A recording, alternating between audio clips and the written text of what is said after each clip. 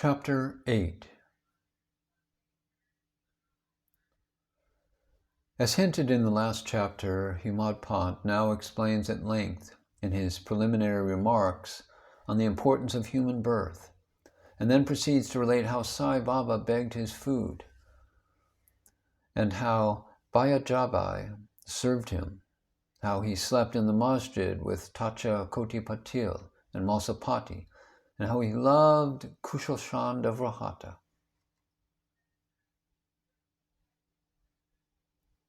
Importance of human birth.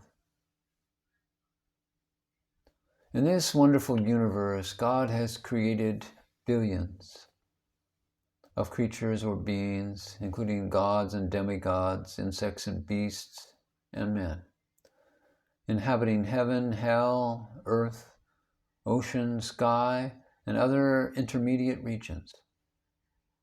Of these, those creatures are souls whose merits preponderate go to heaven and live there till they enjoy the fruits of their actions.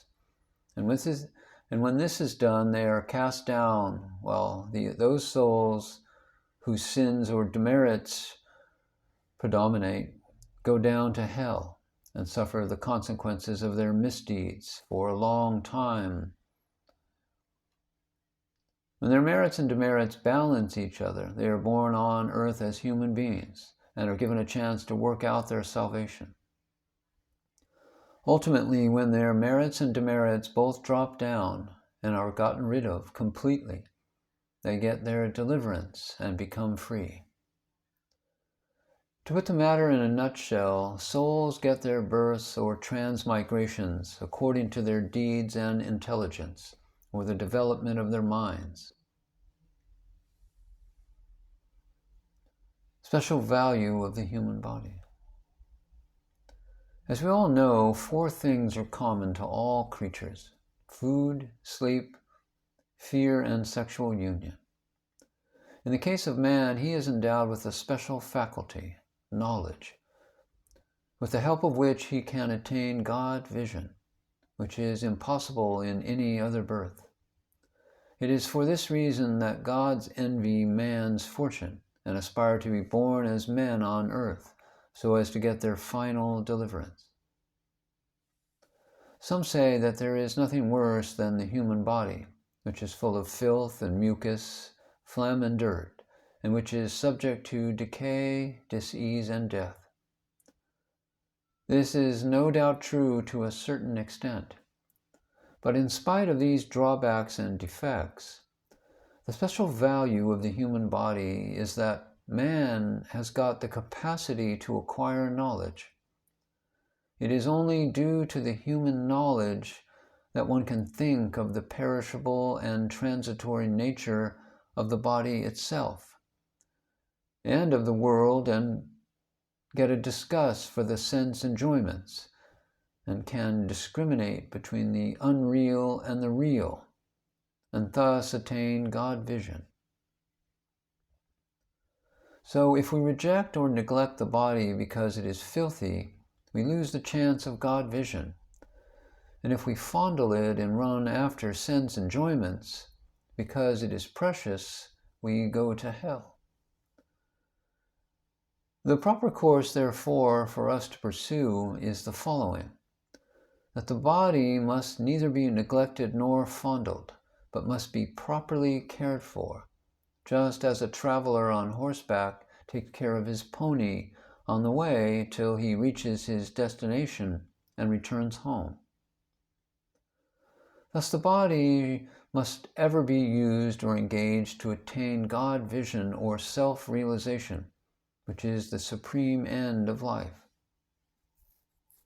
It is said that though God created various sorts of creatures, he was not satisfied, for none of them was able to know and appreciate his work.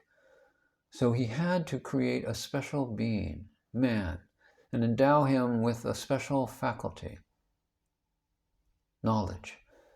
And when he saw that man was able to appreciate his Leela, or divine play, the marvelous work and intelligence, he was highly pleased and satisfied.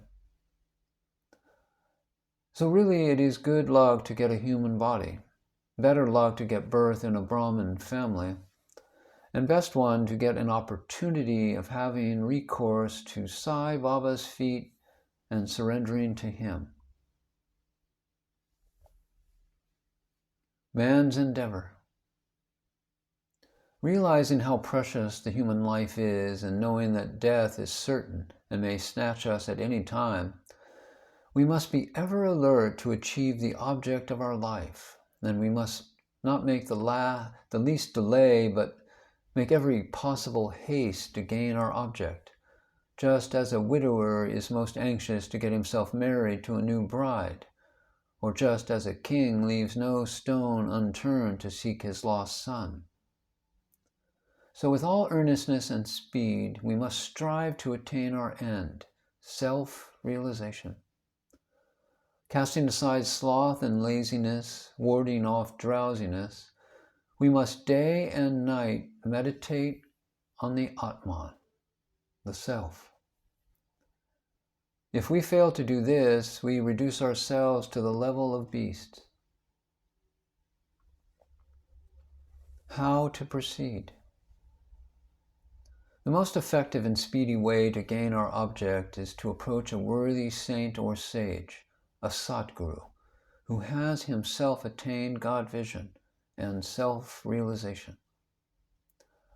What cannot be achieved by hearing religious lectures and study of religious works is easily obtained in the company of such worthy souls.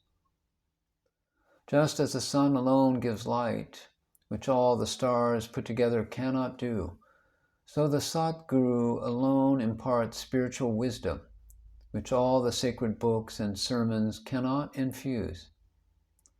The Sadguru's movements and simple talks give us silence.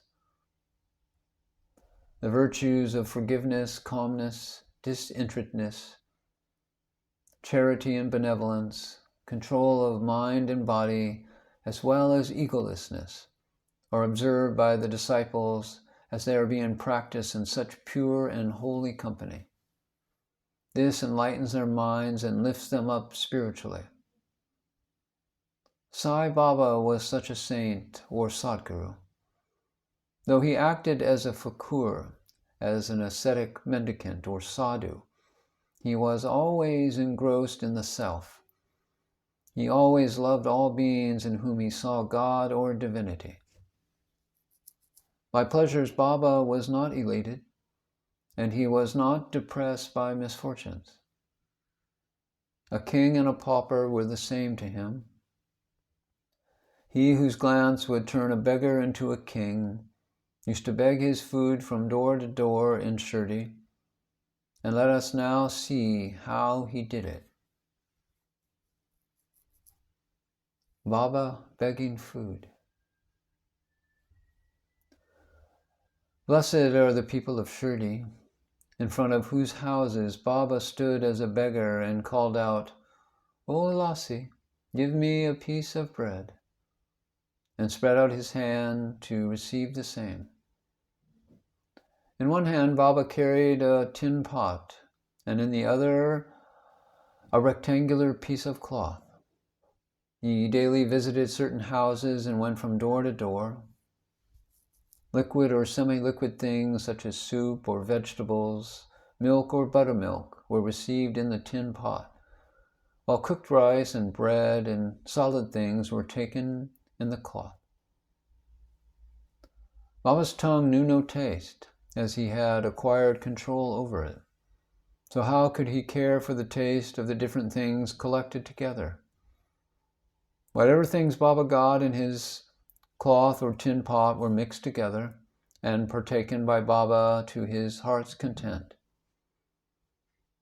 Whether particular things were tasty or otherwise was never noticed by Baba, as if his tongue was devoid of the sense of taste altogether. Baba begged till noon, but his begging was very irregular. Some days he went a few rounds, on other days up to 12 noon. The food thus collected was thrown in the earthen pot. Dogs, cats, and crows freely ate from it, and Baba never drove them away. The women who swept the floor of the masjid took some 10 or 12 pieces of bread to her house, and nobody prevented her from doing so. How could Baba, who even in dreams never warded off cats and dogs by harsh words and signs, refuse food to poor, helpless people? Blessed indeed is the life of such a noble being. People in Shirdi took Baba in the beginning for a mad fakur. He was known in the village by this name. How could one who lived on alms by begging a few crumbs of bread be revered and respected? But this fakur was very liberal of heart and hand, disinterested and charitable. Though Baba looked fickle and restless from outside, he was firm and steady inside. His way was inscrutable. Still, even in that small village, there were a few kind and blessed people who recognized and regarded him as a great being. One such instance is given below. Bayajabai's brilliant service.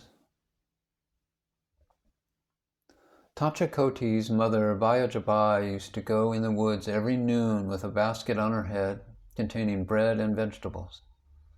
She roamed in the jungles after khas, trampling over bushes and shrubs in search of the mad fakur, often up to 3 miles, and after hunting him out, fell at his feet. The fakur sat calm and motionless in meditation, while she placed a leaf before him, spread the eatables of bread and vegetables, and fed him forcibly. Wonderful was her faith and service. Every day she roamed at noon in the jungles and forced Baba to partake of lunch. Her service, or penance, by whatever name we call it, was never forgotten by Baba till his Mahasamadhi. Remembering fully what service she rendered, Baba benefited her son magnificently. Both the son and the mother had great faith in the fakur, who was their God. Baba often said to them that fakur was the real lordship, as it was everlasting, and the so-called lordship or riches were transient. After some years, Baba left off going into the woods, began to live in the village and take his food in the masjid. From that time, Bayajabai's troubles of roaming in the jungles ended. Dormitory of Trio. Even blessed are the saints in whose heart Lord Vasudeva dwells, and fortunate indeed are the devotee who gets the benefit of the company of such saints. 2 such fortunate fellows, Tachakoti Patil and Bhagat Masapati, equally shared the company of Sai Baba. Baba also loved them both equally. These 3 persons slept in the masjid with their heads towards the east, west, and north, and with their feet touching one another at the center. Stretching their beds, they lay on them, chit-chatting and talking about many things till late at midnight. If any one of them showed any signs of sleep, others would wake him up. For instance, if Tacha began to snore, Baba at once got up and shook him from side to side and pressed his head. If it was Masapati, he hugged him close, stroked his legs, and kneaded his back. In this way, for 14 years, Tacha, leaving his parents at home, slept in the masjid on account of his love for Baba. How happy and never to be forgotten were those days. How to measure that love and how to value the grace of Baba. After the passing away of his father, Tacha took charge of the household affairs and began to sleep at home.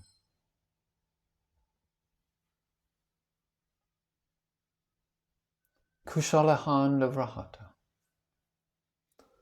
Baba loved Ganpat Koti Patil of Shirdi and equally loved Chandra Banshet Marwadi of Rahata.